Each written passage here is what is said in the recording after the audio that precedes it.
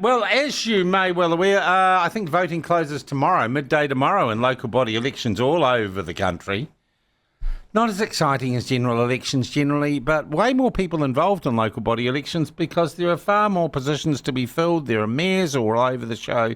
There are wards and councillors all over the show. And this time, you get to vote too, if you've got a Māori ward, on whether or not Māori wards in your area should be continued. But also, there's been a lot of, noise, coverage, suggestion that there aren't as many people getting involved in local body politics because of how tough the game is, how nasty it is, how personal politics has become. I'm going to be frank, if you read any sort of political history, politics has always been a bumpy game. But I thought it might be useful to talk to a candidate who's having a second crack at it. She's got some experience, but she's not super high profile. She's standing in a Wellington ward. And I saw her in the paper the other day saying it has been a pretty bumpy ride in the year 2025, standing for local council. Her name's Paula Muollo. She's an independent candidate, aren't you, Paula? Yes, I am. Good morning, Sean. How are you? Good, thank you. And you're standing in Island Bay, the Island Bay ward in Wellington. I'm standing in the Southern Ward. Southern Ward. Island Bay, Newtown, Berrenport, Brooklyn, Kingston, Vogeltown and more. It's your second crack, right? Yes, it is. Yes, it's my second time. I've found it very, very, very aggressive this time. Yeah. I mean to say, like, if you weren't a strong person, you wouldn't stand up and run, put it that way. You know, last time was nothing compared to this time. This time you've got vitriol. You've got people. I had somebody pushing me in the chair saying, oh, F you know, I'm a Green supporter. I had all my signs vandalised, nearly every single sign. I've had someone to anti-graffiti my signs every day, go around checking them. Wow. I've had signs pulled. I've reported them to the police. And the police, you know, have caught a few people. And some of that vandalism, I understand, pretty brutal. The old C word came out on one instance. The C word. I had Nazi, I had fascist. I had rich bitch. They don't even know me. No, these people are just going around. It's like a vendetta against anyone that stands up for democracy. Yeah. And my concern, what's that? No, away you go. I was going to say my concern is that, you know, I'm running as an independent. It's harder for us independents.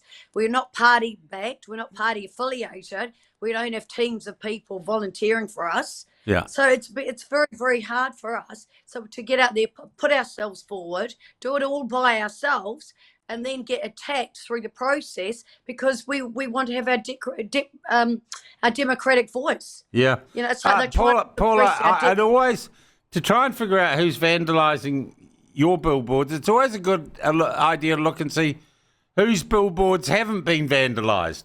Whose billboards haven't been vandalised alongside yours?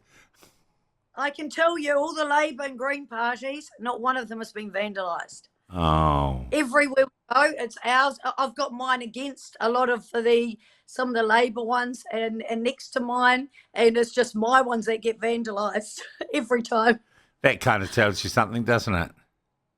Yeah, but I'm saying, so, you know, I put a post the other day on my Facebook page we're trying to identify these people on camera that ripped down one of my signs. We've got them on camera. It's on my Facebook page. And my family has offered a reward of $1,000 just because simply it's not okay, and we shouldn't allow this behaviour in New Zealand for anyone that wants to stand up for democracy. Yeah. It's becoming a very, very aggressive behaviour, and it should be called out. Did you have, look, this seems to be, as you say, you're searching for the people who do that. It's kind of gutless, anonymous action.